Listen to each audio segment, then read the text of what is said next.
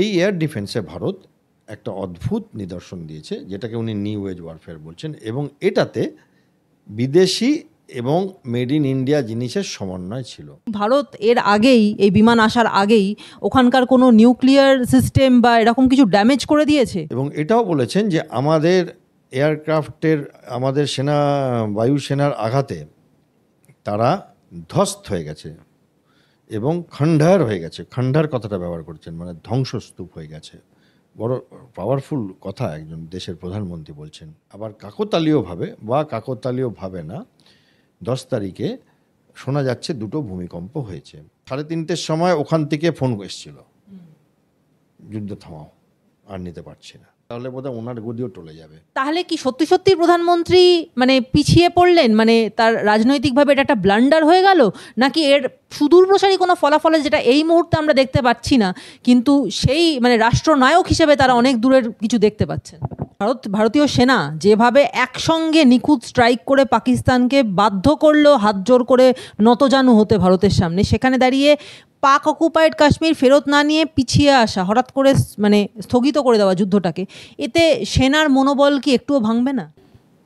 দেখুন, প্রথম কথা যে প্রধানমন্ত্রী কালকে যে বক্তব্যটা রেখেছেন, ওটা সত্যি মানে একটা যুগান্তকারী বক্তব্য। অনেকগুলো ব্যাপার উনি কভার করেছেন। তো তার মধ্যে আপনার প্রশ্নে আসছি আমি, যেটা আপনি বললেন সেটা উনি শেষের দিকে বলেন। আমি ওই জন্য সব নোট করেছি আর কি, পুরো প্রথম থেকে শেষ অবধি, কারণ বোঝবার জন্য যে উনি কতটা বিস্তৃতভাবে পুরো দেশবাসীকে বোঝালেন, এবং খালি দেশবাসী না, উনি বিশ্বকেও একই বক্তব্যে অনেক কিছু বোঝালেন।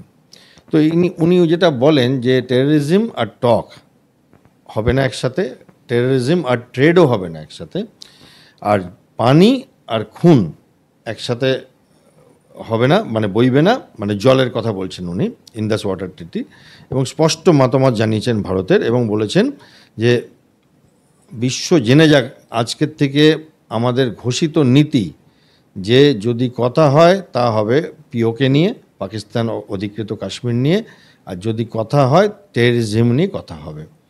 এবং এই বক্তব্যটার মধ্যে দিয়ে উনি একটা বার্তা দিলেন ভারতের দৃঢ়তার, নতুন ভারতের একটা শক্তির উপরে উঠে আসার, এবং ঠারে ঠারে এটাও বুঝিয়ে দিলেন, যেটা আপনার প্রশ্নের শেষ দিকটায় ছিল, যে মধ্যস্থতা, পাকিস্তান এই মধ্যস্থতাকে খুব স্বাগত জানিয়েছে। পাকিস্তানের প্রাইম মিনিস্টারের যে স্পিচটা, এই তথাকথিত যুদ্ধবিরতি যেটাকে আপনারা বলছেন, সেটাতে, এই স্পিচটাতে পাকিস্তানের প্রধানমন্ত্রী সবাইকে ধন্যবাদ দেয়। এমন দেশ নেই যাকে ধন্যবাদ দেয়, এবং নিজের আর্মি চিফকেও ধন্যবাদ দেয়, আমেরিকাকে, ফ্রান্সকে, রাশিয়াকে, ইসলামিক বিশ্বের দেশগুলোকে, এবং নিজের আর্মি চিফকে বিশেষ করে। তো বডি ল্যাঙ্গুয়েজ, একটা আপনার প্রশ্নের জবাবেই বলছি পরিপ্রেক্ষিতে, বডি ল্যাঙ্গুয়েজ, আপনার শারীর, চোখের ভাষা, মুখের দেখে বোঝা যায় যে আপনার কোন গভীরতার থেকে কথা বলছেন। তো পাকিস্তানের ওই স্পিচটা দেখে মনে হয়েছিল উনি অত্যন্ত ভীত, সন্ত্রস্ত আর রিলিফড, একটা মুক্তি, ওনার যে মৃত্যুর হাত থেকে ফেরত এসছেন, এরকম একটা ভাব ছিল। আর আমাদের প্রধানমন্ত্রীর স্পিচটা দেখে আমার মনে হয়েছে যে উনি কনফিডেন্ট, অ্যাসিওর্ড আর নির্ভীক। তো এই ডিফারেন্সটা আমার চোখে পড়েছে। তো উনি যেটা বলেছেন তাতে কি করেছেন, উনি ডাইরেক্টলি, আপনি যে মধ্যস্থতার ব্যাপারটা বললেন, ওটা নিয়ে ডাইরেক্ট কথা বলেননি। সবাই অনেকেই চাইছে যে ওটা নিয়ে কেন বললো না, উনি ইগনোর করেছেন। এটাই একটা বলা যে তুমি এত বড় মার্কিন মুলুক, যুক্তরাষ্ট্রের লোক, তুমি এত কিছু বললে, তোমাকে আমি কিছু বললামই না। এবার হয়েছে কি না হয়েছে সেটা নিয়ে আমরা পরে কথা বলতে পারি, আপনি জিজ্ঞেস করতে পারেন। আরেকটা বিষয় কালকে খুব স্পষ্ট করে মোদিজি নিজের বক্তব্যের মধ্যে বলেছেন যে মেড ইন ইন্ডিয়া যে প্রকল্প, তিনি প্রথম থেকেই বলছিলেন যে সব কিছুই মেড ইন ইন্ডিয়া করো, সেই মেড ইন ইন্ডিয়া হাতিয়ার নিজেদের শ্রেষ্ঠত্ব প্রমাণ করে দিয়েছে সারা বিশ্বের সামনে। এবং সেখানে দেখা গেছে প্রায় 3টি দেশ, একদিকে মার্কিন যুক্তরাষ্ট্র, অন্যদিকে চায়না, অন্যদিকে টার্কি, এই 3টে দেশের হাতিয়ার যে মেড ইন ইন্ডিয়া, মানে আমাদের দেশি প্রযুক্তিতে তৈরি অস্ত্রের সামনে ফেল করে গেল, সেটা সারা পৃথিবীর সামনে প্রমাণিত হলো। এবং উনি তখন বলছেন যে এগুলোর বৈশিষ্ট্য মানে সম্পূর্ণভাবে দেশি কায়দায় তৈরি, যেটা অন্যান্য বড় বড় হাতিয়ার মানে প্রস্তুতকারী সংস্থাগুলোকে রীতিমতো ধুল চাটানা যেটাকে বলা হয় হিন্দিতে, সেই ধরনের বিষয়টা দেখালো। আমার প্রশ্ন হচ্ছে খুব সিম্পল, যে এইগুলোর বৈশিষ্ট্যটা আলাদা কিসে? বিদেশি অস্ত্রের থেকে এই বৈশিষ্ট্যগুলোর কিসে আলাদা? নাকি আমাদের ভারতীয়দেরই প্রযুক্তিগত বিদ্যায় এতটাই তারা অন্যদের থেকে উন্নত যে এরকম বড় বড় দেশের অস্ত্রগুলোকেও ফেল করে দিতে পারে? হ্যাঁ, দেখুন, প্রথমে না এখানে একটা ভুল ধারণা হচ্ছে সবার, যে উনি হয়তো বলেছেন যে যা কিছু আমরা লড়াই করেছি সব মেড ইন ইন্ডিয়া ছিল। তা না, একেবারেই না। উনি একটা মেসেজ দিয়েছেন, তাতে বলেছেন যে আমাদের অনেক মেড ইন ইন্ডিয়া অস্ত্রশস্ত্র ব্যবহার হয়েছে, এবং 21 শতাব্দীর এই নিউ এজ ওয়ারফেয়ারে ভারত তার শ্রেষ্ঠতা প্রমাণ করেছে। এই দুটো আলাদা আলাদা কথা। 21 শতাব্দীর নিউ এজ ওয়ারফেয়ারে ভারত যে শ্রেষ্ঠতা প্রমাণ করেছে এই 3 দিনে, সেটাতে বিদেশের তৈরি অস্ত্রশস্ত্র ছিল এবং আমাদের দেশেরও ছিল, দুটোই চেয়েছেন। যে পাকিস্তান তো আমরা একটা আঘাত করি, সেটাতে আমরা বর্ডার না ক্রস করে আমরা কিছু মিসাইল আর ড্রোনস এই সমস্ত পাঠিয়ে ওদের 9টা টেররিস্ট ক্যাম্পকে আমরা ধ্বংস করি, রাইট? এবং প্রথম দিন অফ সিন্দুরের প্রথম দিন, এবং তাতে প্লেনগুলো যে মেড ইন ইন্ডিয়া ছিল তা না। আমাদের যে প্লেন আছে আপনি তো জানেনই। হ্যাঁ, তো কিছু কিছু জিনিস তাতে আমাদের ইম্পোর্টেড, কিছু কিছু জিনিস আমাদের নিজস্ব। তারপরে কি হয়, ওরা অনেক ড্রোন এবং প্রজেক্টাইল বলি আমাদের ভাষায়, সেগুলো পাঠাতে থাকে, মিসাইল টিসাইল আমাদের দিকে 2 রাত পরপর পাঠায়। 7-8 রাত, মানে 7 তারিখ 8 তারিখ রাত, আর 8 তারিখ 9 তারিখ রাত। এইটাতে ভারত এটাকে বলে এয়ার ডিফেন্স বা বায়ু সুরক্ষা, মানে তোমার দেশের, তোমার জমির ওপরের বায়ুটাকে যাতে কেউ এসে ঢুকে না পড়তে পারে।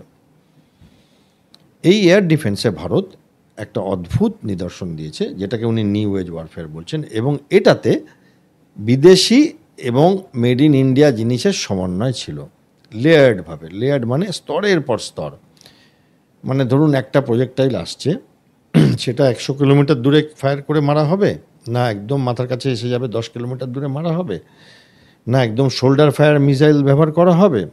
তো এই মিসাইলগুলোতে যেমন আপনি শুনেছেন আকাশ মিসাইল, এটা পুরোপুরি মেড ইন ইন্ডিয়া। কিন্তু আপনারা বাজার থেকে বলে S-400। আমি বলি না, আমরা এটা থেকে বলি আমাদের ভাষাতে ইন্টিগ্রেটেড এয়ার ডিফেন্স সিস্টেম, বা আরও বলতে গেলে বলা হয় যে integrated counter UAE air defence system. তার মানে ড্রোন, UAV এগুলোর বিরুদ্ধে এবং প্লেন, এয়ারক্রাফট, মিসাইলের বিরুদ্ধে একটা ডিফেন্স সিস্টেম, বায়ুতে যাতে ঢুকে না পড়ে। যে কোনো পুরো জিনিসগুলোকে প্রজেক্টাইল বলা হয়। এবার কি হয়, এটা যখন ঢোকে তখন অনেক রাডার আর অনেক মিসাইল, অনেক সেন্সার একসাথে এগুলোকে আইডেন্টিফাই করে, ডিটেক্ট করে যে ওই উড়লো কিছু একটা উড়েছে, আসছে কি আসছে, দেখো, হ্যাঁ শত্রু, হ্যাঁ আচ্ছা কি করব, আচ্ছা তুমি মারো। এই পুরো ব্যাপারটা কম্পিউটার করছে, ঠিক আছে, যে কমান্ড অ্যান্ড কন্ট্রোল। এবং তারপরে একটা নির্দিষ্ট অস্ত্র দিয়ে তাকে গুড়িয়ে দেওয়া হয়। গুড়িয়ে দেওয়ারও 2টো প্রকার আছে। একটা হচ্ছে সফট কিল, যেটাতে ওর রাডার খারাপ করে দেওয়া হয়, ওর জ্যামিং করে দেওয়া হয় ওকে, যাতে ও ভুলে যায় ও কী করতে এসেছিলো। একটা হচ্ছে হার্ড কিল, এক্সপ্লোসিভ পাঠিয়ে ওকে গুড়ি করে দেয়, ওপরেই পাঠিয়ে দেওয়া হয়। এই পুরোটা ভারত করেছে মেড ইন ইন্ডিয়া প্লাস বিদেশি সরঞ্জাম দিয়ে। এই সমস্ত, কোনো সেন্সার, কোনো রাডার, কোনো মিসাইল, কোনো গান, এগুলো তো আপনারা নাম শোনেন আকাশ, আপনারা নাম শুনেছেন Zu-23, শিলকা, হ্যাঁ, L-70 গানস, এরকম করে নাম শোনেন, শোল্ডার ফায়ার্ড মিসাইল, আর S-400, এগুলো শুনছেন আপনারা, মিডিয়াতেও দেখাচ্ছে সব সময়। এই পুরোটার একটা সমন্বয়, যেখানে সব রাডার, সব গানস, সব মিসাইলস, হ্যান্ডহেল্ড হোক আর সব থেকে বড় দামিটা হোক, অনেক দূরে যেটা যেতে পারে সেটা হোক, এবং একদম মাথার ওপরে যেটা পড়লে ফায়ার করতে পারি সেটা হোক, এদের সমন্বয় কমান্ড অ্যান্ড কন্ট্রোল সিস্টেমটাকে বলে ইন্টিগ্রেটেড এডি ডিফেন্স সিস্টেম, বা মিলিতভাবে, মানে বাংলায় বলতে গেলে যে নিপুণভাবে মিলিত করা একটা অনেক স্তরের একটা বায়ু রক্ষা প্রণালী। তো এইটার উনি প্রশংসা করেছেন। আমি আশা করছি আপনার প্রশ্নের উত্তরটা দিতে পারলাম। তার সাথে উনি এটাও বলেছেন যে পৃথিবী দেখলো যে ভারত মেড ইন ইন্ডিয়া জিনিসগুলো কেমনভাবে ব্যবহার করলো। এটাতে কি হচ্ছে বলি, কেন বললেন উনি এটা? একটা আন্তর্জাতিক বাজারে একটা প্রতিযোগিতা চলে যে ডিফেন্স তুমি ইম্পোর্টার না এক্সপোর্টার। তো আমাদের দেশ এখন আস্তে আস্তে গুটি গুটি পায় ডিফেন্সের আমদানি থেকে রপ্তানি করাও শুরু করে দিয়েছে আমাদের দেশ। আমি যেটুকুনি জেনেছি ইন্টারনেট থেকে যে ব্রহ্মস মিসাইল রপ্তানি করছে, আরও অনেক কিছু রপ্তানি করছে, অনেক গাড়ি রপ্তানি করছে, অনেক AK-47 বলছে আমাদের রাইফেল যেগুলো আছে সেগুলো রপ্তানি করছে, অ্যামুনিশন রপ্তানি করছে, হেলিকপ্টার রপ্তানি করছে, ট্রেনিং এয়ারক্রাফট রপ্তানি করছে। তো এইটা প্রায় 8 গুণ বেড়ে গেছে নাকি গত 8-10 বছরে। তো এইটাতে কি হয়, রাজস্ব অনেক বেশি আসে, পৃথিবীর আঙ্গিনায় আপনাকে অনেক বড় খেলোয়াড় মনে করা হয়, এবং এটা ভারতের এই মুকুটটা আগে ছিল না, সেটার উনি একটা হালকা করে হিন্ট দিয়েছেন। স্যার একটা জিনিস দেখা গেল যে পাকিস্তানের পক্ষ থেকে ফাইটার জেট যেগুলো যারা কয়েকজন মানে চালিয়ে ঢুকতে চেয়েছিল ভারতকে, তাদেরকে গুলি করে নামানো হলো। একজন অলরেডি ভারতের হাতে বন্দি, একজন পাইলট, এবং পাকিস্তানের যে কটা এয়ারক্রাফট বা যে কটা ড্রোন ভারতে পাঠানো হলো সব কটাকে গুঁড়িয়ে দেওয়া হলো, এবং ভারতের একটা মিসাইলও পাকিস্তান আটকাতে পারলো না। তার মানেটা কি? মানে এরা কি যুদ্ধ করতে ভুলে গেছে, নাকি পাকিস্তানের কাছে যে সিস্টেম আছে সেই সিস্টেম কোনোভাবে কাজ করেনি? এটা দুটো ভাগে। একটা হচ্ছে হ্যাঁ, আমাদের যিনি এয়ারফোর্সের মানুষ, ডাইরেক্টর জেনারেল এয়ার অফিসের তরফ থেকে যিনি কথা বলছিলেন, উনি যেটা বলেন, যেটাতে আমি বুঝলাম যে উনি একটা হিন্ট দিলেন যে হ্যাঁ, আমরা একটা কিছু পাকিস্তানের এয়ারক্রাফট নামিয়ে দিয়েছি। তাতে সাংবাদিক ওনাকে জিজ্ঞেস করে যে স্যার আপনি কি 4th জেনারেশন নামিয়েছেন? মানে সাংবাদিক যেটা হিন্ট করছিলেন 4th জেনারেশন, মানে উনি বলতে চাইছিলেন যে চায়নার একটা এয়ারক্রাফট আছে JF-17, সেটাও নামিয়েছেন কিনা, আমার মনে হয়, আমি যেটুকুনি বুঝি আর কি। তখন উনি বললেন যে এইভাবে না বলে লেটস সে হাইটেক, বলা যাক যে হাইটেক কিছু নামিয়েছি, ব্যাস। এটাতে দুজনেই হাসলো, ওখানে ইতি টানলেন ওরা। তো এইটা এবার পাইলট আছে কিনা ওরা বলেনি, আমি জানি না। এবার উনি আরেকটা কথা বলেছেন যে আমাদের কিছু লস হয়েছে, বলছে হ্যাঁ আমাদের ইকুইপমেন্ট লস হয়েছে টুকটাক, বাট আমাদের পাইলট সব বাড়িতেই আছে, এইভাবে উনি বলেছেন, দে অল কেম হোম, এমনি এই কথাটা ব্যবহার করেছেন। তো এইখানে একটা পার্ট আপনার প্রশ্নটার। আপনার দ্বিতীয় প্রশ্ন ছিল যে আমাদের এয়ারফোর্সের পাঠানো মিসাইল বা ড্রোন কিভাবে ওখানে পৌঁছে গেল। এইটা মোদিজিও কালকে বলেছেন যে আমাদের উপর অ্যাটাক করে ওরা এক্সপোজড হয়ে গেল, প্রথম কথা।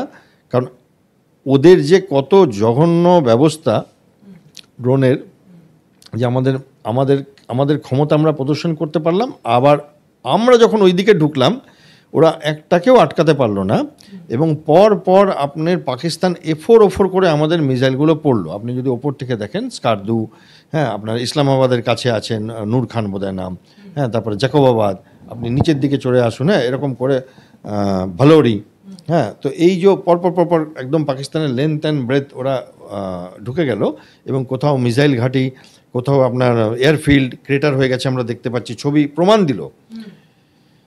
সেইটাতে প্রধানমন্ত্রীও যেটা বললেন এবং এয়ারফোর্স থেকে যেটা বলা হলো যে ডিজিএমও ব্রিফিংয়ে, যে ওদের সাবস্ট্যান্ডার্ড মানে অতি নিম্নমানের এয়ার ডিফেন্স সিস্টেমের প্রমাণ পাওয়া গেল, কিছুই করতে পারলো না ওরা।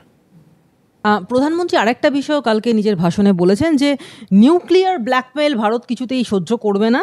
নতুন মানে এটা ভারতের যে সেনাবাহিনী তারা একটা নিউ নর্মাল তৈরি করেছে, যে পাকিস্তান নিউক্লিয়ার ব্ল্যাকমেল করলে সেখানে ভারত মোটেই পিছু হটবে না, উপরন্তু মুখের মতো জবাব দেবে। এবং শোনা যাচ্ছে আমেরিকার ডিপার্টমেন্ট অফ এনার্জির B-350 এয়ারক্রাফট ল্যান্ড করেছে পাকিস্তানে, এবং সেখানে নিউক্লিয়ার সিকিউরিটির এই বিমান মানে বি সিরিজের যে কোনো মানে বিমান, সেইগুলো তখনই কোনো জায়গাতে যায় যখন নিউক্লিয়ার স্টক পাইল ড্যামেজ হয়, সেটা রিপেয়ারের কাজ করবার দরকার পড়ে। আমেরিকার বিশেষ এই বিমান এরা এসছে পাকিস্তানে, আর মানে এটার কারণটা কি? মানে তাহলে কি ভারত এর আগেই, এই বিমান আসার আগেই ওখানকার কোনো নিউক্লিয়ার সিস্টেম বা এরকম কিছু ড্যামেজ করে দিয়েছে? দেখুন, এখানে আমার সোর্স যেটা, সেটা আপনার সোর্সও, খালি এটাই ডিফারেন্স যে আমি যেহেতু সামরিকভাবে 30-40 বছর কাটিয়েছি, তো ফলে আমি আমার অ্যানালিসিসটা দিতে পারবো। সোর্স একটাই, আপনার আমার ওপেন মিডিয়া, ওপেন সোর্স। এসছে কিনা অ্যাটল আমি জানি না, আমি শুনেছি এবং আপনিও শুনেছেন। এবং আমরা যেটা জানি সেটা হচ্ছে মানে যেটা আমরা দেখেছি, যেটা নিয়ে আমরা কিছু চিন্তা করতে পারি। প্রথম কথা আসি প্রধানমন্ত্রী স্টেটমেন্টে। উনি বলেছেন নিউক্লিয়ার ব্ল্যাকমেল আর সহ্য করব না এবং সঠিক আর নির্ণায়ক আঘাত আনব, এইটা বলেছেন নিউক্লিয়ারের সাথে। আর আপনি যেটা বললেন নিউ নর্মাল, ওটা উনি বলেছেন অফ সিঁদুরের কথাতে, ওটা আমি পরে আসব। তো এইটা নিউক্লিয়ার ব্ল্যাকমেল নিয়ে বলেন সঠিক আর নির্ণায়ক। এবং এটাও বলেছেন যে আমাদের এয়ারক্রাফটের, আমাদের বায়ুসেনার আঘাতে তারা ধ্বস্ত হয়ে গেছে এবং খণ্ডার হয়ে গেছে। খণ্ডার কথাটা ব্যবহার করছেন, মানে ধ্বংসস্তূপ হয়ে গেছে। বড় পাওয়ারফুল কথা একজন দেশের প্রধানমন্ত্রী বলছেন। আর আমাদের দেশের প্রধানমন্ত্রী বলুন বা রক্ষামন্ত্রী বলুন বা আমাদের কোনো মন্ত্রী বলুন, কোনো মুখ্যমন্ত্রী বলুন, কেউ এই পাকিস্তানের মন্ত্রীদের মতো থেকে থেকে চিৎকার করে না মিডিয়াতে, উল্টো পাল্টে উড়িয়ে দেবো গুড়িয়ে দেবো, এগুলো কেউ বলে না, এমএলএরাও বলে না। সেখানে প্রধানমন্ত্রী যখন বলছেন তো উনি দায়িত্ব সরকারে বলছেন। এবং এই জায়গাটায় আপনি যেটা জিজ্ঞেস করলেন তার সাথে কি কি হচ্ছে, যে মানে পুরো সোশ্যাল মিডিয়াতে এবং ওপেন সোর্সে, যে ভারতের লোকের মনে যেটা প্রশ্ন যে কি হলো এমন 10 তারিখে যাতে 3:30-র সময় পাকিস্তানের ডিজিএমও, যারা আঘাতের পর আঘাত আনছিল, ড্রোন আনছিল, এই আনছিল, কখনো টেররিস্ট ঢুকে যাচ্ছে বর্ডারে চেষ্টা করছে, কখনো স্কুল বিল্ডিং ওড়াবার চেষ্টা করছে, হাসপাতাল ওড়াবার চেষ্টা করছে, আমাদের 26টা মিলিটারি স্টেশনে একসাথে ওরা মিসাইল হানা করেছিল, পারেনি বাট করেছিল। এই আক্রমণ ভূমিকার থেকে একদম মাথা নিচু করে নতজানু হয়ে ডিজিএমওকে ফোন করবার যে ভূমিকা, এর পিছনে রহস্যটা কি, এটা অনেকে জিজ্ঞেস করছে। আবার কাকতালীয়ভাবে বা কাকতালীয়ভাবে না, 10 তারিখে শোনা যাচ্ছে 2টো ভূমিকম্প হয়েছে। এবং এইটা আমি কনফার্ম করবার জন্য একটা অ্যাপ আছে আমাদের, ভূকম্প অ্যাপ বলে, এটা মোবাইলে পাওয়া যায়, যে কেউ ডাউনলোড করতে পারে, আমাদের ন্যাশনাল সেসমিক সেন্টারের। সেটা ডাউনলোড করলাম, করে দেখলাম যে অনেক দেশে টুকটাক ভূমিকম্প হয়, সেগুলো আর রয়েছে। সেখানে 10 তারিখে পাকিস্তানেরও রয়েছে একটা 40 মিনিটে বোধহয়, আর 12 তারিখে একটা রয়েছে, ওই একই সময় প্রায়, এদিক ওদিকে একটু দুপুরের দিকে। এবং দুটোরই যেটা কম্পন শক্তিটা সেটা ওই 4-4-এর একটু ওপরে এরকম আর কি। তার মানে একেবারে নগণ্য না, আবার একেবারে 7 হলে তো অনেক কিছু হয়ে যেতে পারে, সেটাও না। তো এইগুলো নিয়ে স্পেকুলেশন চলছে যে এটা কেন হলো, সবাই করছে।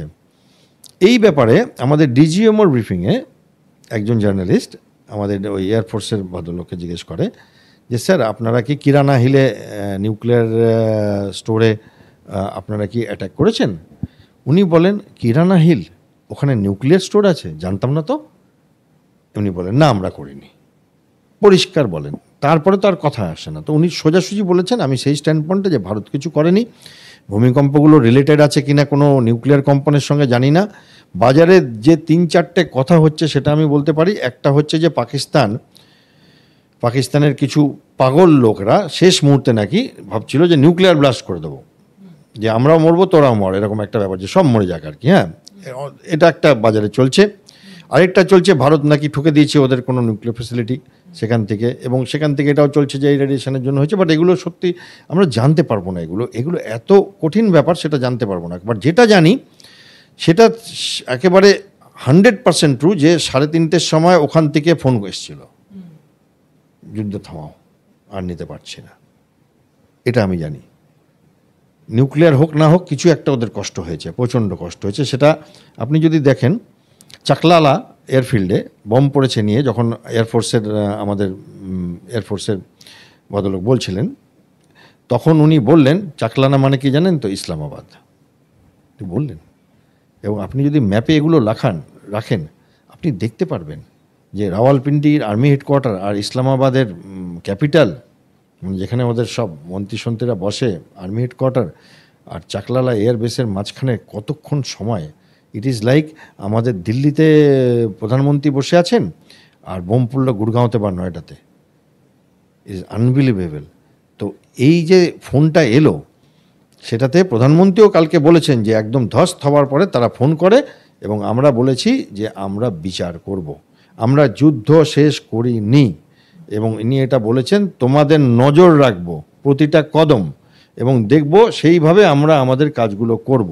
এবং উনি জলের ইঙ্গিত দিয়েছেন, পরিষ্কারভাবে জলের ইঙ্গিত দিয়েছেন।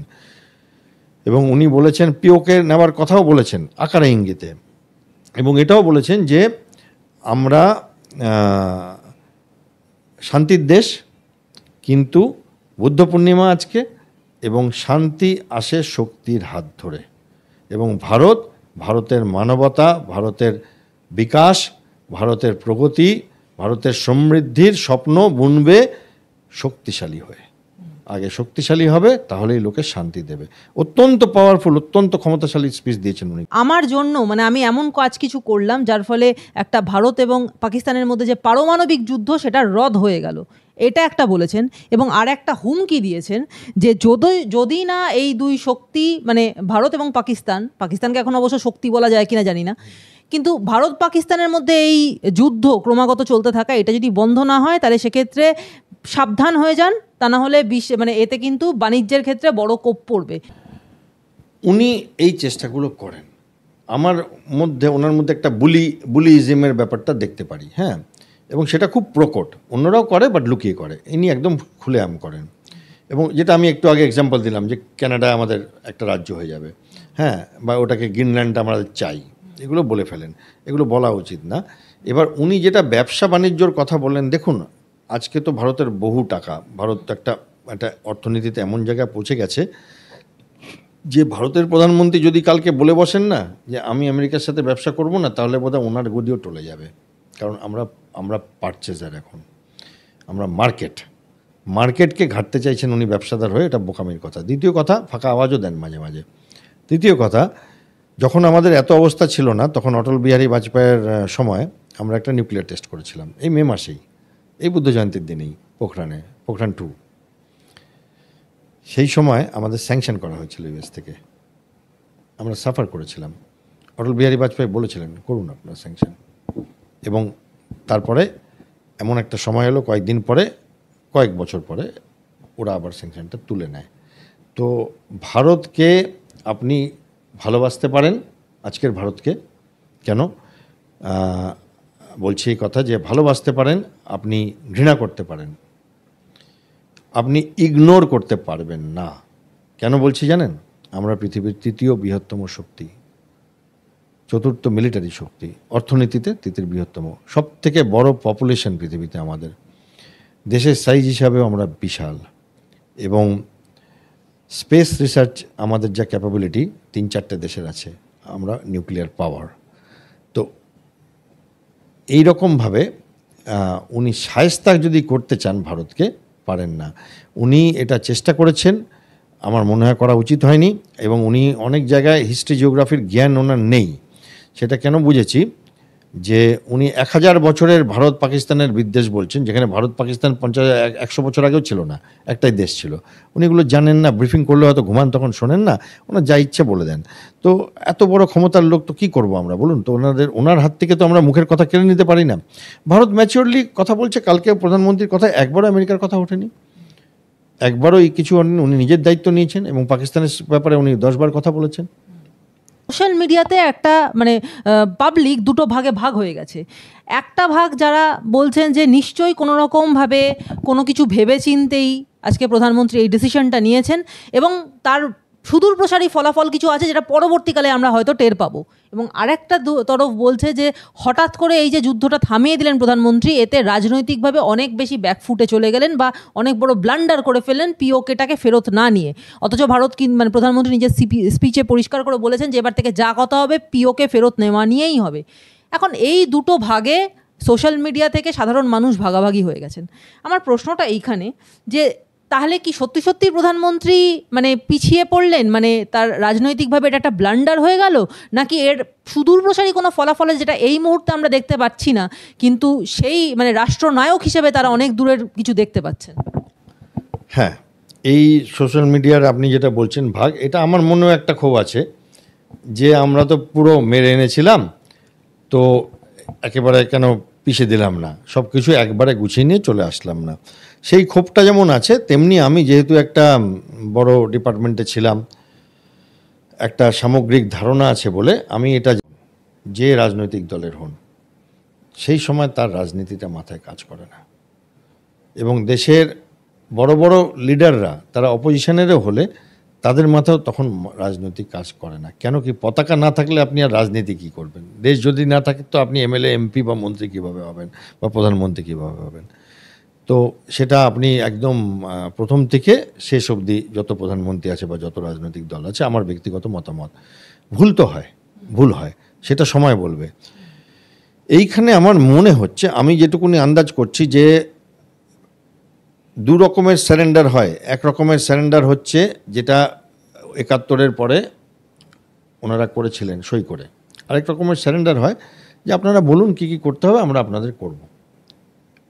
তো উনি তো বলেছেন যে আমরা নজর রাখবো, এখনও সিন্দুর বন্ধ হয়নি, সিন্দুর ইজ দ্য নিউ নর্মাল, যতবার আঘাত হবে, যতবার টেজিন করবে, আমরা ততবার আঘাত করব, আঘাত করতেই থাকবো। এবং যেটা উনি কালকে বলেছেন যে পাকিস্তান বলেছে যে আমরা সমস্ত কিছু বন্ধ করে দেবো, বলেছে, এবং বলছেন যে আমরা নজর রাখবো, আমরা বিচার করেছি, একটা সাময়িক একটা স্থগিত করতে রাজি হয়েছি। উনি এটা দায়িত্ব নিয়ে বলেছেন। তো মনটা তো আমারও একটু মনে হচ্ছিল আর একটু ভালো হলে ভালো হোক, সেটা সব ভারতবর্ষের সাথে আমি আছি। বাট তার সাথে সাথে আমার এটা মনে হচ্ছে যে ঠিক আছে, উনি যখন ডিসিশনটা নিয়েছেন নিশ্চয়ই আমাদের সবার ভালোর জন্য নিয়েছেন। এবার আরেকটা ব্যাপার আছে এখানে, আমি বলি, অনেকে চাইছে অনেক কিছু মিলিটারিদের করতে, বাট এখানে একটা মানুষের দ্বিচারিতা আছে। সেই দ্বিচারিতাটা হচ্ছে তারা কিন্তু তার জন্য কোনো কষ্ট সহ্য করতে রাজি নয়। রিভেঞ্জ বা প্রতিহিংসার একটা স্বাদ আছে, বাট সেই স্বাদের সাথে কিছু স্বার্থত্যাগও করতে হয়। আমি যেটুকুনি জানি, দেশবাসীর সেই স্বার্থত্যাগের ব্যাপারটা একটু কম। যে তারা চাইছে কি বলুন তো, যে জিনিসপত্রের দাম নড়বে না, শেয়ার মার্কেট নড়বে না, আমার অফিস যাব, বাড়ি আসবো, ক্রিকেট ম্যাচ দেখবো, খাবো দাবো, ঘুমাবো, আর আর্মি গিয়ে পিওকে নিয়ে নিক আর এই করুক, আর আমরা মাঝে মাঝে আমাদের পাড়ায় মাসেল ফুলিয়ে ঘুরে বেড়াবো যে আমাদের আর্মি খুব ভালো। না, আপনি যদি এত কিছু একসাথে করেন, কারণ অপারেশন সিন্দুরের সাথে পিওকে নেবার কোনো অঙ্গীকার কেউ করেনি। এটা ছিল টেরিস্ট ট্যাঙ্কগুলোকে আগে ভাঙবো। পিওকেটা চলে আসছে কিন্তু বহু বছর ধরে, ঠিক আছে? সেটাই এত চটজলদি 3 দিনের মধ্যে হয়ে যাবে। 6 তারিখে মানে 22শে এপ্রিল পেহেলগাঁও হয়েছে, আজকে 22 মে হয়নি। অলরেডি পাকিস্তানের ডিজিএমও ফোন করেছে, ওদের আমরা দেখছি খোদলা উঠে গেছে পুরো স্কারদু থেকে, ইসলামাবাদ থেকে, সমস্ত এয়ারফিল্ডে। এবং একটা ত্রাহি মজ পাকিস্তানে, সেখানে দেখছি যে রাষ্ট্রপতি আমেরিকার তার মধ্যে ইনভলভ হয়ে গেছে, চায়না ইনভলভ হয়ে গেছে। চায়নার কথা তো বললামই না, হ্যাঁ, যে কালকে প্রধানমন্ত্রী দেখালেন যে চাইনিজ জিনিসপত্র খারাপ বলে আমাদের ডিজিএমওর ব্রিফিংয়ে, প্রধানমন্ত্রী না ডিজিএমওর ব্রিফিংয়ে উনি দেখালেন ওই ডিজিএমওর থেকে যে এই দেখুন এই চাইনিজ মিসাইল আর টার্কিশ ড্রোন পড়ে আছে বলে পুরো বাজার খারাপ করে দিলেন ওরা দুজন মিলে। তো সেইখানে আমরা সব কিছু একসাথে করে নেব। আরেক কিছু মানুষ বলে কি পাকিস্তানকে একদম শেষ করে দাও, ধূলিসাৎ করে দাও। মানেটা কি আমি বুঝতে পারি না। মানে 25 কোটি মানুষকে গলা টিপে মেরে দাও, এটার মানেটা কি? হ্যাঁ, তারা কেন বলে এগুলো কি বাজার গরম করবার জন্য বলে? আমি জানি না। আমরা পাকিস্তানকে বাধ্য করবার চেষ্টা করছি যে তোমরা ভারতবর্ষের পেছনে লাগা ছাড়ো, তোমরা নিজেদের চরকা লাগাও। অনেক দেশ আছে, নেপাল কি আমাদের পেছনে লাগে? ভুটান কি লাগে? মায়ানমার লাগে? কেউ তো লাগছে না। তোমরা কেন এরকমভাবে পড়ে আছো, বারবার যুদ্ধ হারছো বলে? তো সেখানে উনি একটা ডিসিশন নিয়েছেন। আমারও ইচ্ছা ছিল বেশ একটু হয়ে যাক এক রাউন্ড, কিন্তু আমি মানে অনেক সময় হয় না যে ছোট বাচ্চা, তার টনসিল আছে, সে আইসক্রিম চালছে, মা বলছে না খাবে না, তার ইচ্ছা আছে খাবার, বাট কোথাও সে একটা জানে না মা যখন বলছে না খাবো, হ্যাঁ, এবং বড় হয়ে জানবে যে মা ঠিকই বলেছিল। তো সেরকম হয়তো আমরা 6 মাস পরে জানবো। আর আরেকটা জিনিস, আমি যেটুকুনি ওনাকে দেখি বুঝি, উনি খুব চুপ, ভেতরে রাখেন খবর। হ্যাঁ, এরকম কিছু প্রাইম মিনিস্টার হয়, খুব চুপ থাকেন। আবার কিছু হয় যিনি একদম খুলে কথা বলেন। বাজপেয়ীজি খুলে কথা বলতেন, হ্যাঁ, আর নরসিমা রাওজি চুপ থাকতেন, বলতেন না কিছু। মনমোহন সিংও কম কথা বলতেন। তো এটাকে একটা নেচার। নেহেরুজি কথা বলতেন, হ্যাঁ। তো উনি না সব কিছু দেখান না মানুষকে। হয়তো আরও অনেক কিছু হয়েছে যেটা উনি জাস্ট আজকে হাততালি পাওয়ার জন্য বলতে পারেন, বাট হয়তো উনি বললেন না, কারণ এদের চিন্তাভাবনা ওনার একটু অন্যরকম দেখি। হ্যাঁ, খুব কম কথাতে উনি খুব বড় মেসেজ দেন। কালকে কিন্তু কোনো কার্পণ্য করেননি বলতে। পাকিস্তান তো বলেছেন 16-17 বার কমসে কম। আগে নাম নিতেন না, নাম না করে বলতেন, এবং বলেছেন যে একদম ধূলিসাৎ করে দেওয়া হয়েছে এই অনেকগুলো এয়ারফিল্ড। বলেছেন যে ওরা বাধ্য হয়ে আমাদের ফোন করেছে এবং আমরা চিন্তা করছি, বন্ধ করিনি কিছুই। এবং নিউ নর্মাল অপারেশন সিন্দুর কন্টিনিউস। টেররিস্টদের আঁকা কথাটা ব্যবহার করেছেন, মানে টেররিস্টদের প্রভুদের মারা হবে। স্যার, এই যে আপনি একটা কথা বললেন যে পিভি নরসিমহা রাও তিনি চুপ থাকতেন, নরেন্দ্র মোদী চুপ থাকেন, এবং অন্যদিকে দেখা গেছে যে আমাদের অটলজি তিনি অনেক কথা করছেন, নানান রকম গান গাইছেন। হ্যাঁ, এখন একটা বিষয়, মানে আমরা যদি প্রাচীন ভারতের বিভিন্ন পণ্ডিতদের মধ্যে দেখি, তাদের মধ্যে একজন ছিলেন আচার্য চাণক্য, যার বক্তব্যই ছিল মন্ত্রগুপ্তি হচ্ছে গিয়ে সমস্ত সাফল্যের চাবিকাঠি। তো এটাকে উনি ফলো করেন কি না আমি জানি না, বা হতে পারে সেরকমই কিছু ফলো করেন, কিন্তু আমার যেটা মনে হচ্ছে যে এই যে চুপ করে থাকা, এই যে শান্তি আসাটা, এই শান্ত ব্যাপারটা প্রকৃতিতেও আমরা দেখতে পাই, ঠিক ঝড় আসার আগের শান্তি, তারপরে প্রবল তাণ্ডবে সব কিছুকে ধূলিসাৎ করে দেয়। তো আজকের যে শান্তি, সেটা আজ থেকে কিছুদিন পরে হয়তো আবার একটা বিরাট বড় অ্যাটাক কিছু হতে চলেছে, তার মানে পূর্বাভাস নয় তো? আমার মনে হয় না। আমার মনে হয় এখন আমাদের মিটিং যেগুলো হচ্ছে, পাকিস্তানের সাথে মিটিং হবে আর্মি লেভেলে, এবং তারপরে হয়তো আমরা কিছু একটা ডিমান্ড করব পাকিস্তানের থেকে যে এগুলো তোমাদের মানতে হবে, এবং সেই ডিমান্ড যদি পাকিস্তান মিট করে ফাইন, আর না হলে বোধহয় আমরা ব্যাক টু স্কোয়ার ওয়ান হয়ে যাব। এবং অনেকে আবার এটাতে বলে পাকিস্তান অনেকটা সময় পেয়ে গেল, বাট অনেকটা সময় মানে যে ওরা চট করে এই এয়ারফিল্ড রিপেয়ার করে সব রাডার ফাডার ঠিক করে কিনে নিয়ে লাগিয়ে দেবে, সেটা সম্ভব না। ডিফেন্সে সম্ভব হয় না এত তাড়াতাড়ি, অনেক সময় লাগে এত বড় একটা অ্যাকশনের পরে ওদের আবার নর্মাল হতে। তো তার মধ্যে এমনও তো হতে পারে, মানে একদম হবে না জেনেও বলছি, এমনও তো হতে পারে যে পাকিস্তানের মতি চেঞ্জ হলো। কারণ উনি একটা কথা বলেছেন, পাকিস্তানের বুদ্ধি ভ্রষ্ট হয়ে গেছিল, আমরা খালি টেররিস্ট ক্যাম্পকে অ্যাটাক করেছিলাম, এবং পাকিস্তান তখন উল্টে টেররিস্টদের সাথে, আমাদের সাথে টেররিস্টদের না অ্যাটাক করে উল্টে আমাদের অ্যাটাক করে। এটাতে ওদের বুদ্ধি ভ্রষ্ট হয়ে গেছিলো, এবং সেই বুদ্ধি ভ্রষ্ট হওয়া অবস্থায় ওরা অনেক ড্রোন আর এই পাঠায় মিসাইল, এবং আমাদের সেনাবাহিনী তার জবাব দিচ্ছে। এটা বলেছেন বুদ্ধি ভ্রষ্ট কথাটা। তো এমনও তো হতে পারে যে সুমতি এলো, এসেছে তো আমাদের শাস্ত্রেই তো আছে। হ্যাঁ, অনেকেই আছে যারা মানে দস্যু ছিলেন, পরে সাধু হয়ে গেছেন। তো হয়তো পাকিস্তানের সুমতি হলো। এবং অনেক সময় কি হয় যে সুমতি আনবার জন্য শক্তি প্রদর্শনের প্রয়োজন হয়, সেটা ভারত, আমি যেটুকুনি বুঝি, খুব যথাযথভাবে করেছে।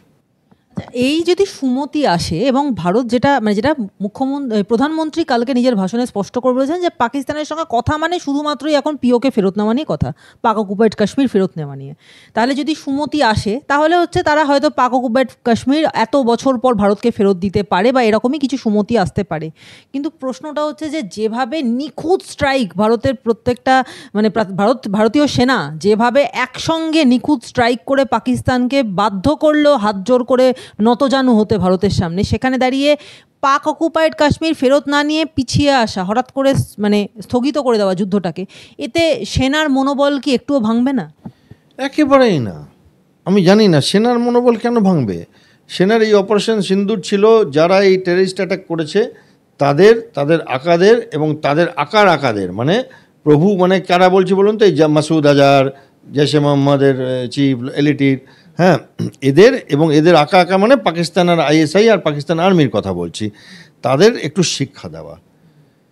পাকিস্তান অকুপাইড কাশ্মীর 750 কিলোমিটার লম্বা একটা ভূমিখণ্ড, সেটা নিতে তো সেনাবাহিনী বেরায়নি, সেটা তো এরকমভাবে নেওয়া হবে না। সেটা যখন হবে সেটার জন্য আরেকটা অপারেশন হতে পারে, বা কথাবার্তায় হতে পারে, নাও হতে পারে, এত বছর হয়নি। এবং এর পিছনে আছে যে মানে কিছু ফেরত নেব, তো কেউ তো দিয়েছিল, সেটাও তো দেখতে হবে, তাই না? তো অনেক কথা বলছে, লোকে হিস্ট্রি জিওগ্রাফি না জেনে বলছে যে মানে কি মনে হচ্ছে জানেন তো, মানে পাকা অকুপাইড কাশ্মীরটা ওই রাস্তার ধারে পড়ে থাকে কোনো আপেল, পাক করে তুলে নিয়ে বাড়ি চলে গেলাম, এরকম না। বিশাল একটা ভূমিখণ্ড, সেখানে অনেক মানুষ থাকে, হ্যাঁ, প্রায় 1 কোটি মানুষ থাকে। তো এইভাবে হয় না, ওটাতে সময় লাগবে। ভারতীয় সেনাবাহিনীর মনোবল এত ঠুনকো না যে এত বড়। এখন অ্যাকচুয়ালি স্পিকিং, আমি আপনাকে উল্টোভাবে কথাটা বলি, এই অপারেশনটা করবার পরে ভারতীয় সেনাবাহিনীর মনোবল তুঙ্গে আছে। আমি নিজে এত বছর সেনাবাহিনীতে ছিলাম, আমি আর্মির লোক, এয়ারফোর্সের না। আমি আপনাকে সত্যি বলছি, আমাদের এয়ারফোর্সের এই ক্ষমতা আছে আমি কল্পনাও করিনি। আমি ক্ষমতা দেখেছি, এদের ভালো কাজ করেছে 71-এ কার্গিল ওয়ারে, বাট এইখানে পৌঁছে গেছে। আমি তো ছাড়ুন, আমেরিকান এয়ারফোর্সের লোকেরা কল্পনা করেনি, রাশিয়া কল্পনা করেনি, পাকিস্তান ছাড়ুন, আমি আর পাকিস্তান এক জায়গায় বসুন, আমরা কল্পনা করি। কিন্তু বিশ্বের তাবড় তাবড় দেশ হাঁ হয়ে গেছে যে ইন্ডিয়ান এয়ারফোর্স ভারতের বায়ু রক্ষা করলো, ড্রোন খুব কম ঢুকতে পেরেছে, হাজার হাজার ড্রোন এসছে, 2-4টে পড়েছে, তারপরে গিয়ে এমন ঠুকলো, এমন নিখুঁত ঠুকলো যে পাকিস্তানকে ফোন করতে হলো। এবারে একটা বিষয়ে আসি, যে আপনি বলছেন যে যুদ্ধ আপাতত স্থগিত হয়ে গেছে, কিন্তু ধরুন আবার যুদ্ধ লাগলো, তো সেই যুদ্ধ যদি লাগে, আমরা জানি যে যেহেতু কাশ্মীর এরিয়াটা সবসময় একটা এরকম প্রবলেমেটিক এরিয়া হয়েছিল, তার জন্য সেখানকার ম্যাক্সিমাম বাড়িতেই বাংকার থাকে, তারা নিজেদের বাঁচার জন্য করে রাখে। কিন্তু আমাদের এই সব এরিয়াতে যারা যুদ্ধ বহু বছর দেখেনি, বাংলাদেশ যুদ্ধের পরে তো কলকাতায় সেরকমভাবে কখনো যুদ্ধের আভাস বা আঁচটুকুও লাগেনি, তো সেখানে দাঁড়িয়ে কলকাতা বা এই যে আশেপাশের বর্ডার এরিয়ার যে সমস্ত জায়গাগুলো রয়েছে, সেখানে সাধারণ মানুষ যদি সত্যিই আদৌ যুদ্ধটা হঠাৎ করে লেগে যায়, তাদের পক্ষে কি করণীয়? তারা নিজেদের বাঁচাবে কি দিয়ে? না, তাদের দেশ বাঁচাবে, এরকমভাবে বাঁচানো যায় না। বাংকারটার অন্য ব্যাপার, সেটা হচ্ছে বর্ডার এরিয়াতে আর্টিলারি গান থেকে ফায়ার আসে, মর্টার থেকে ফায়ার আসে, বর্ডার এরিয়াতে যারা থাকে তাদের হয় এটা। আমি এই পাঞ্জাব পাকিস্তান বর্ডার, জেএনকে পাকিস্তান বর্ডারে বহু বছর 2-4 রাউন্ড ডুম ডুম করে পড়ে, তো তখন গ্রামের বাসীর লোকেরা ওদের ক্ষেতের সাথেই বাংকার থাকে, নর্মাল সময় সেই বাংকারে ওরা অনেক সময় গরু বাছুরও রাখে, এটা ওটা রাখে, আবার যখন এইসব যুদ্ধটা একটু আসে ওরা ওখানে শিফট হয়ে যায়। তো এইটা ওদের একটা মানে হ্যারাসমেন্ট, বাট ওদের একটা জীবনের অঙ্ক। বাট এই 140 কোটি লোককে বাংকারে ঢোকানো যায় না, সেটার জন্যই তো এয়ার ডিফেন্স সিস্টেম আছে, যাতে মাথার থেকে বোম না পড়ে আমাদের আর কি। বাট ওই বর্ডার এরিয়াটাতে কি হয়, আর্টিলারি রেঞ্জ বেশি না, মানে 10 কিলোমিটার 20 কিলোমিটার থেকে দুম করে মারলো, এসে একটা বোম পড়লো, সেইটা যখন যখন ঝগড়া হয় ওরা ওই বাংকারগুলো ব্যবহার করে। হ্যাঁ, পাঞ্জাবেও আছে, বাট ওইটা এই বড় বড় শহরে প্রযোজ্য না। শহরে টহরে কীভাবে করে শত্রু, সাইবার অ্যাটাক করে, বা আইডি এক্সপ্লোশন করলো কোনো একজন টেরিস্টকে দিয়ে, হ্যাঁ, কোথাও একটা আইডি ফাটিয়ে দিল, লোকজন একটু ঘাবড়ে গেল, এইগুলো করে একটু। বাট তার বেশি শহরে যে আপনার সেই 71-এর মতো সেই যুদ্ধ বিমান মাথার ওপর দিয়ে চড়ছে, সাইরেন হচ্ছে, এগুলো চান্স কম। করে রাখা ভালো, ড্রিল টিল তো করছেই, বাট সেই রকম আজকালকার দিনে ওই রকম বোমা ফেলবে, স্লো মুভিং এয়ারক্রাফট আসবে, সেরকম হয় না, কারণ আমাদের এয়ার ডিফেন্স তো আছেই। তাহলে কি আপনার মনে হয় যে পাকিস্তানের পক্ষে সম্ভব নয়? কারণ এই প্রশ্নটা আমার মাথায় ঘুরছিল যে পাকিস্তান কি পারে কোনো মিসাইল ড্রপ করতে কলকাতার মতো এরকম ধরনের শহরে? তাহলে কি আপনার মতে পাকিস্তানের পক্ষে এটা একেবারে অলীক কল্পনা, সম্ভবই না? পাকিস্তান কি পারে আর পাকিস্তান কি করবে সেটার মধ্যে পার্থক্য আছে। পাকিস্তান ইচ্ছা করলে তো অনেক কিছুই পারে, পাগলের মতো কাজ করলে, বাট তার জন্য তাকে যা দামটা দিতে হবে সেটার জন্য ওরা কিছুই পারে না, প্রথম কথা। কারণ আমাদের বড় কোনো শহরে যদি পাকিস্তান বোম ঢোকায়, তো আমাদের তো তারপরে আরও 100টা শহর থেকে যাবে। পাকিস্তানের তো অলরেডি ইসলামাবাদের ওপরে বোম পড়েছে, রাওয়ালপিন্ডির ওপরে বোম পড়েছে, আমাদের এয়ারফোর্সের লোকগুলো তো বললো, আমরা তো ম্যাপে দেখলাম। তো ভারত তো কি পারে না, ভারত কি করেছে ওটা বলুন। 48 ঘন্টা হয়নি, ভারত কি করে আর পাকিস্তান কি চিন্তা করে। তো পাকিস্তান খেয়ালি পোলাও করছে, তো ঘি বেশি করে ঢালুক। হ্যাঁ, আমার মনে হয় না যে পাকিস্তানের কল্পনাতেও আছে যে ওরা একটা, আচ্ছা, মোদিজি একটা জিনিস বলেছেন, সেটা হচ্ছে যে পাকিস্তানের প্রস্তুতি ছিল ভারতীয় সীমার ওপরে, আর আমরা করে এসেছি পাকিস্তানের সিনার ওপরে, সিনা মানে ছাতি, বুক। তো উনি তো বলে দিয়েছেন যা বলবার, যে we have hit your heart, আমরা তোমাদের একদম মানে, এটাও বলেছেন এমন জায়গায় আঘাত করেছি যেটা নিয়ে ওদের গর্ব ছিল। উনি ইসলামাবাদের ওই নূর খান এয়ারপোর্টের কথাটা বলছেন, ওদের অনেক গর্ব ছিল যে ওখানে এয়ার ডিফেন্স নাকি মাছি গলতে পারে না, ওরা বলতো পাকিস্তান অফিসাররা। হ্যাঁ, সেখানে মাছি কিন্তু এত বড় মিসাইল গলিয়ে দিয়েছে। তো আমার মনে হয় না সেই সেই সেই ক্ষমতা পাকিস্তানের আছে, স্পর্ধাও হবে না।